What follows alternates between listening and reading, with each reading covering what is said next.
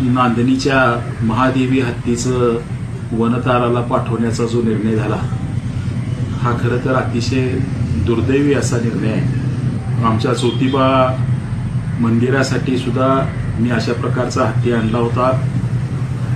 तिथं सुद्धा अनेक वर्षांच्या धार्मिक परंपरा जपल्या जाण्याचा इतिहास होता।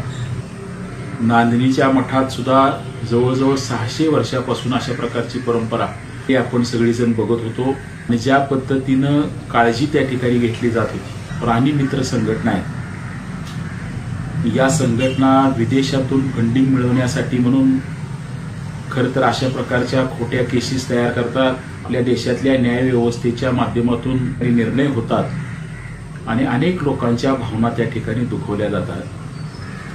ज्योतिबाच्या हत्तीच्या बाबतीत सुद्धा मी सुप्रीम कोर्टापर्यंत हा संघर्ष नेला होता। मला सुद्धा त्या ठिकाणी यश आलं नाही, पण प्रामुख्यानं आज नांदणीच्या हत्तीच्या निमित्तानं मी या ठिकाणी सांगेन की ज्योतिबाचा आमचा हत्ती सुंदर त्याचं नाव होतं आणि तो हत्ती बन्नरघट्टा अभयारण्यामध्ये त्या ठिकाणी हलवण्याचा निर्णय झाला आणि लोकांना असं वाटतं की त्या ठिकाणी हत्ती पाठवला म्हणजे सगळं व्यवस्थित झालं।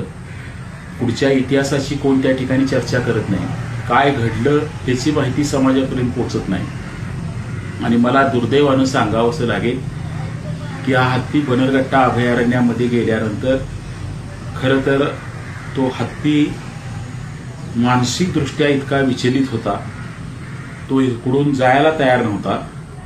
त्याला नेताना सुद्धा बेशुद्ध करण्याचं इंजेक्शन देऊन त्या ठिकाणी न्यावं लागलं आणि तिथं गेल्यावर सुद्धा त्या हत्तीच्या हातून त्याची देखभाल करायसाठी जो माणूस होता तो मारला गेला, पण ही बातमी सुद्धा कुठं बाहेर त्या मंडळीने येऊ दिली नाही।